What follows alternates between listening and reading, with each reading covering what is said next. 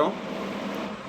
ఈరోజు ఆంధ్రప్రదేశ్ అసెంబ్లీ సమావేశాలు ప్రారంభమైనాయి.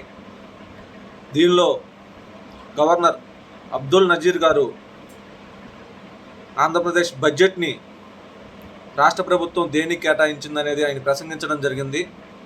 దీనికి ఈరోజు అసెంబ్లీ సమావేశాలకి జగన్మోహన్ రెడ్డి హాజరవడం జరిగింది. ఆయన అసలు బడ్జెట్ని దేనికి కేటాయించారు, ఏ పథకాలకు కేటాయించారు, ఏ సంక్షేమానికి కేటాయించారు, ఏ అభివృద్ధికి కేటాయించారు అని కొంచెం కూడా ఆయన పట్టించుకోకుండా ఆయన యొక్క అహంకార ధోరణి ఆంధ్రప్రదేశ్ ప్రజలు 11 సీట్లు ఆయనకి ఇచ్చినా కూడా ఆయనలో ఇంకా అహంకార ధోరణి తగ్గల. కొంచెం కూడా పట్టించుకోకుండా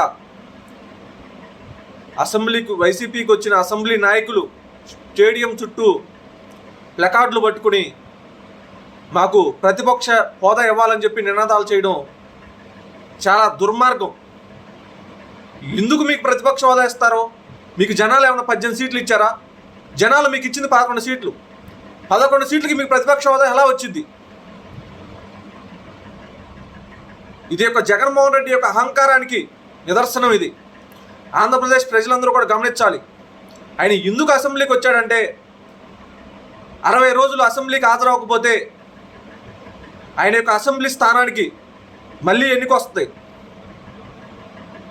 దాని నుంచి తప్పించుకోవడానికి అసెంబ్లీకి వచ్చాడు.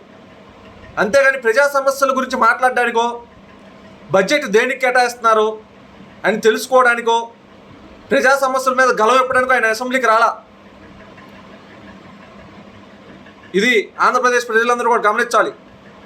మాట్లాడితే నాకు ప్రతిపక్ష హోదా ఇవ్వాలంటే నీకు ఎందుకు వస్తాయి ప్రతిపక్ష హోదా? నిన్ను జనాలు చీకొట్టారు నువ్వు చేసిన పరిపాలనకి. ప్రతిపక్ష హోదా రావాలంటే ఎలా వచ్చింది? నీకు 18 సీట్లు ఇస్తే వస్తుంది. 11 సీట్లకి నీ ప్రతిపక్ష హోదా రాదు కదా.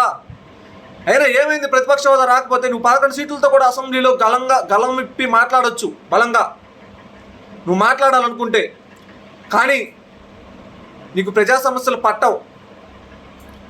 ప్రజా సమస్యలు నీకు అనవసరం.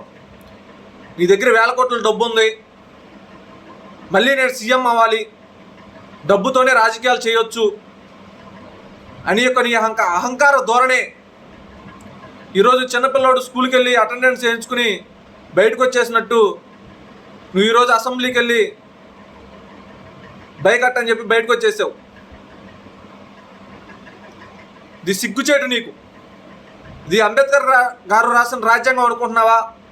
నీ తాత రాజారెడ్డి రాజ్యాంగం అనుకుంటున్నావా నీకు ప్రతిపక్ష హోదా ఇవ్వడానికి? అసెంబ్లీలో కొన్ని రూల్స్ ఉంటాయి, రాజ్యాంగంలో కొన్ని రూల్స్ ఉంటాయి. దానికి అనుగుణంగానే ప్రతిపక్ష హోదా ఇస్తారు.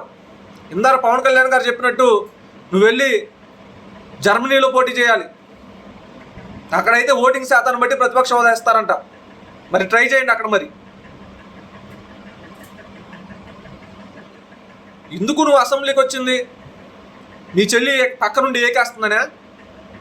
నువ్వు ఆంధ్రప్రదేశ్ ప్రజల సమస్యల గురించి మాట్లాడడానికో, లేకపోతే నీ తరపున సమస్యలు విన్నవించడానికో, లేకపోతే నీ ఏరియాకి, నీ రాయలసీమ, నీ పులివెందుల నియోజకవర్గానికి ఏదైనా డెవలపింగ్ గురించి మాట్లాడుకోవడానికో రాలేదు. నువ్వు గొడవ పెట్టుకోవడానికో, వాకౌట్ చేయడానికో అసెంబ్లీకి వచ్చావు ఆశ్రయించుకోవడానికి.